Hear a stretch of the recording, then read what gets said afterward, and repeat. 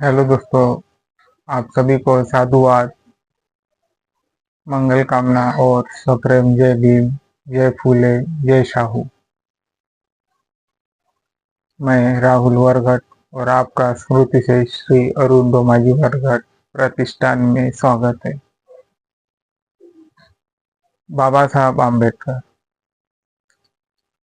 बाबा साहब आम्बेडकर की statues, agitation, educated and organise, एक continuous. उन्होंने 3 पिलर दे दिए थे कि तुम्हें इस बेस पे चलना है।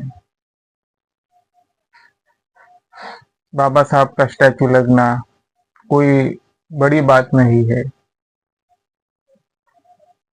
उस पे हमेशा ही रो होता रहा है, कहीं ग्वालियर में, तो कल फिर गुजरात हाई कोर्ट के प्रीमाइसिस कैंपस में। कुछ वकीलों का ग्रुप्स का कहना है कि गुजरात हाई कोर्ट में बाबा साहब का स्टैचू लगाए। बाबा साहब का स्टैचू लगाए या ना लगाए, ये एक संविधानिक मामला है। ये एक संविधानिक मामला है कि सच में जो पोजीशंस है, वहाँ के लॉयर्स, जजेस, जो कुछ ऑफिसर होंगे हाई कोर्ट के, वो रत्न होरा करके वहाँ के वकील है। उन्होंने डिमांड की, वकीलों की सिग्नेचर्स ली। हमारा देश वकीलों का स्वर्ग के नाम से भी जाना जाता है। हमारा देश जो है, ये वकीलों का स्वर्ग है। यानी स्वर्ग कितना अच्छा दिखता है, और उस स्वर्ग के बिना, हमारे वकीलों के बिना, वो स्वर्ग आधा अधूरा रह जाता है। रत्न होरा जो वकील है, उन्होंने सिग्नेचर्स ली वकीलों की। जो ये सिग्नेचर्स ली, उसमें इंक्लूड रहती है आर्टिकल 226 हेबियस कार्पस की। हेबियस कार्पस की जो हेबियस कार्पस है, वो रिट जारी करता है।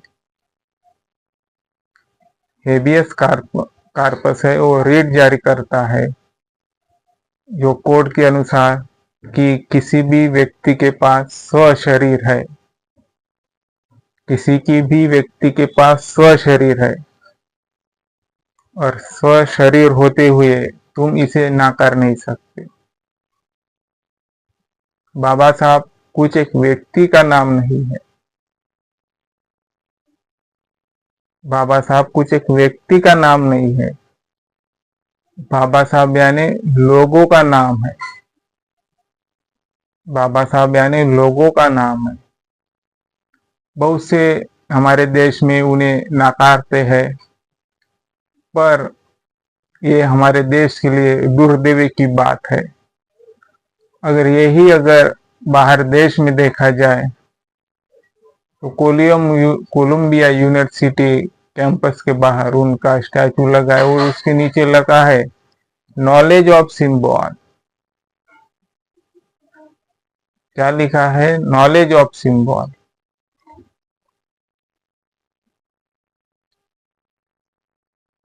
तो शायद ही हम इस तरफ नहीं जाते हैं। आर्टिकल 219 कह रहा है, ओथ एंड अफर्मेशन है। किसके लिए? जजेस के लिए। जजेस के लिए ओथ एंड अफर्मेशन है। जैसी हमारी कार्यपालिका रहती है, वैसी हमारी न्यायपालिका के लिए भी ओथ एंड अफर्मेशन रहता है। जब जजेस ओथ लेते हैं, तो क्या कहते हैं कि मैं अपहोल्ड करूंगा सोएग्नेटी, सार्वभौम सार्वभौम और एकता और एकात्मता के लिए इसके भारत के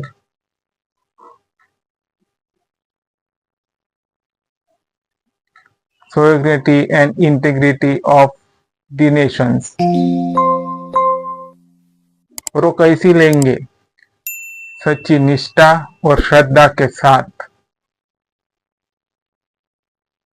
और जो जजेस अपॉइंटमेंट हुए हैं, बेशक उन्हें पता है कि बाबा साहब का रोल क्या रहा है।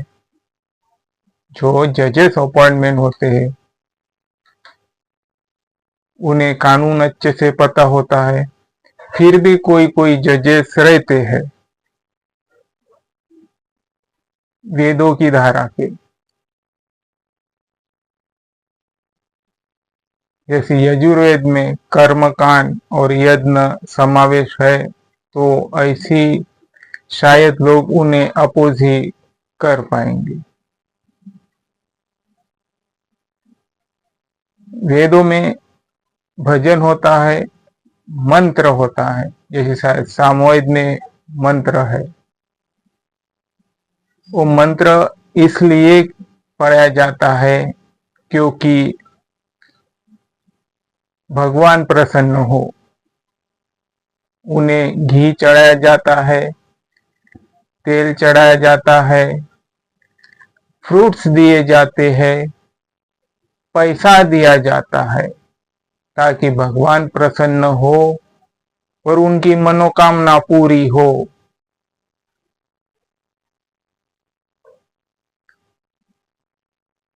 किसी किसी को इस पे भरोसा है, किसी किसी को नहीं है। मैं एग्जाम के तौर पे आऊं, छोटा सा एग्जाम्पल देता हूं। किसी किसी के घर में कोई बच्चे, एक बच्चा पैदा हो या बच्ची पैदा हो, फिर और दूसरे के लिए बच्चा पैदा हो या बच्ची पैदा हो, किसी घर में 2 बच्चे रहे और उनको डिमांड रहती है कि हमारे घर में अभी पुत्र चाहिए, पुत्री चाहिए।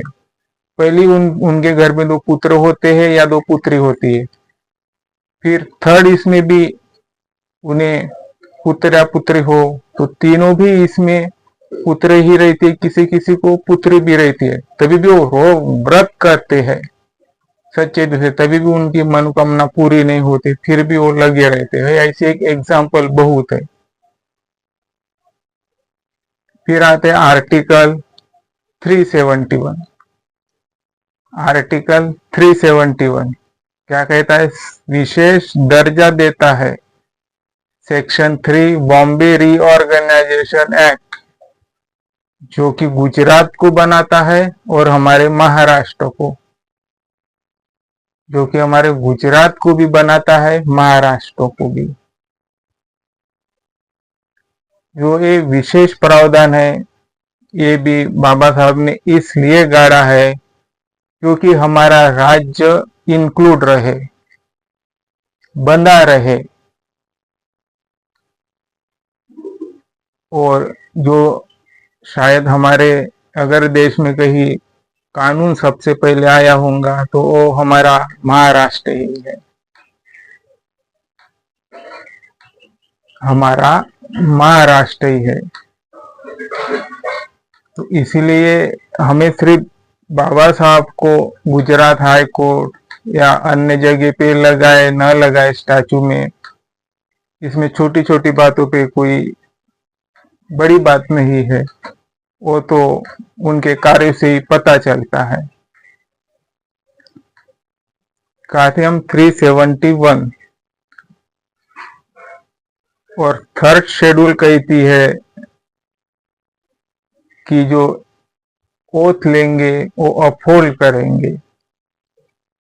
शायद सच में इसे हाई कोर्ट के जजेस को हम उनसे यही उम्मीद लगा के बैठे कि जो वकीलों की डिमांड है वो रिसीव कर ले और पूरी भी कर ले। क्योंकि बाबा साहब ने जो प्रियम्बल में वह शब्द जो गढ़ाया है, जस्टिस, वो समाज के प्रति है, आर्थिक जो भेदभाव चल रहा है उनके प्रति है, और पॉलिटिकल के प्रति है। बाबा साहब ने कहा था, सामाजिक कार्यकर्ता जेव्हाच लाचार बनतो, जेव्हा त्याच्या पोटाचा प्रश्न मिटत नाही। तुम पढ़ो, उसके बाद तुम्हारे पेट का प्रश्न छुड़ाओ, फिर उसके बाद ही तुम सामाजिक कार्यकर्ता बनो। बाबा साहब ने सामाजिक कार्यकर्ता को लेके और एक इंडिकेटर दिया है। सामाजिक कार्यकर्ता ये राजनीतिक कार्यकर्ताओं से धैर्यवान और शीलवान होता है।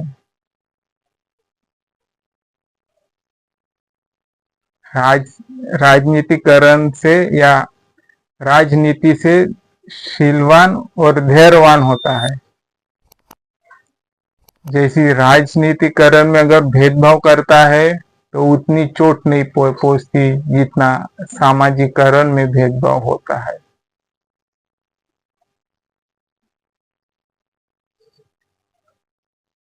स्टैचू लगाने से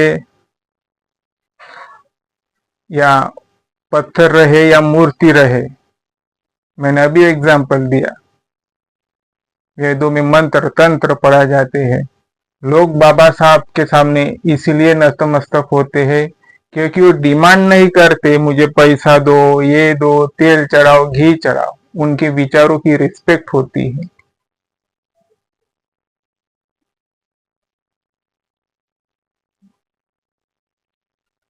उनके विचारों की रिस्पेक्ट होती है। जो उन्होंने किया वो अविश्वसनीय है, अमूल्य है। और मैं यही बात कहता आ रहा हूँ कि फ्यूचर में 100-200 साल में ये फूले शाह अम्बेडकर में कन्वर्ट हो जाएगा।